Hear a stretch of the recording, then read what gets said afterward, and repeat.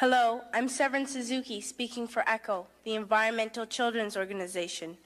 We're a group of 12 and 13-year-olds trying to make a difference. Vanessa Suddy, Morgan Geisler, Michelle Quigg, and me. We've raised all the money to come here ourselves, to come 5,000 miles to tell you adults you must change your ways.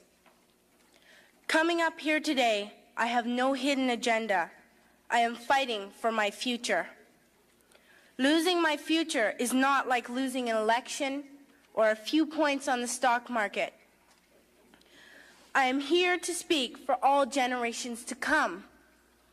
I am here to speak on behalf of the starving children around the world whose cries go unheard. I am here to speak for the countless animals dying across this planet because they have nowhere left to go. I am afraid to go out in the sun now because of the holes in our ozone. I am afraid to breathe the air because I don't know what chemicals are in it.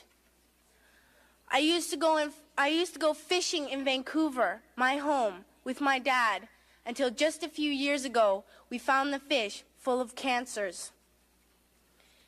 And now we hear of animals and plants going extinct every day, vanishing forever. In my life, I have dreamt of seeing the great herds of wild animals, jungles and rainforests full of birds and butterflies. But now I wonder if they will even exist for my children to see.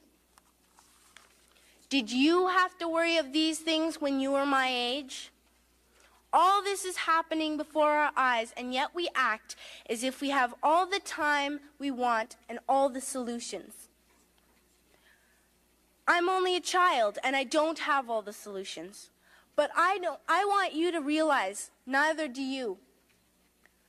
You don't know how to fix the holes in our ozone layer. You don't know how to bring the salmon back up a dead stream. You don't know how to bring back an animal now extinct. And you can't bring back the forest that once grew where there is now a desert. If you don't know how to fix it, please stop breaking it. Here, you may be delegates of your government, business people, organizers, reporters, or politicians, but really, your mothers and fathers, sisters and brothers, aunts and uncles, and all of you are someone's child. I'm only a child, yet I know we are all part of a family, 5 billion strong. In fact, 30 million species strong. And borders and governments will never change that. I'm only a child, yet I know we are all in this together and should act as one single world towards one single goal. In my anger, I am not blind, and in my fear, I am not afraid of telling the world how I feel. In my country, we make so much waste. We buy and throw away, buy and throw away, buy and throw away, and yet northern countries will not share with the needy. Even when we have more than enough, we are afraid to share. We are afraid to let go of some of our wealth. In Canada, we live the privileged life, with plenty of food, water, and shelter. We have watches, bicycles, computers, and television sets. The list could go on for 2 days. 2 days ago, here in Brazil, we were shocked when we spent time with some children living on the streets. This is what one child told us. I wish I was rich. And if I were, I would give all the street children food, clothes, medicines, shelter, and love and affection. If a child on the streets who has nothing is willing to share, why are we who have everything still so greedy? I can't stop thinking that these are children my own age, that it makes a tremendous difference where you are born.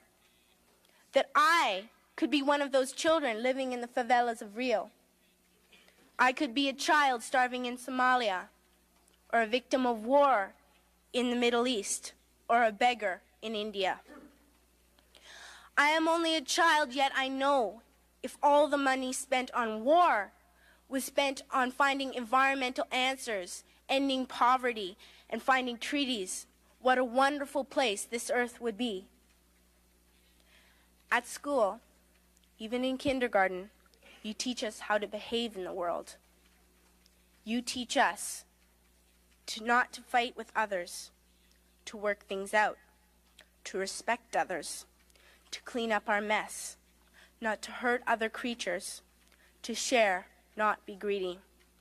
Then why do you go out and do the things you tell us not to do? Do not forget why you are attending these conferences, who you're doing this for. We are your own children. You are deciding what kind of a world we are growing up in. Parents should be able to comfort their children by saying, everything's going to be all right. It's not the end of the world, and we're doing the best we can. But I don't think you can say that to us anymore. Are we even on your list of priorities? My dad always says, you are what you do, not what you say. Well, what you do makes me cry at night. You grown-ups say you love us, but I challenge you, please, make your actions reflect your words. Thank you.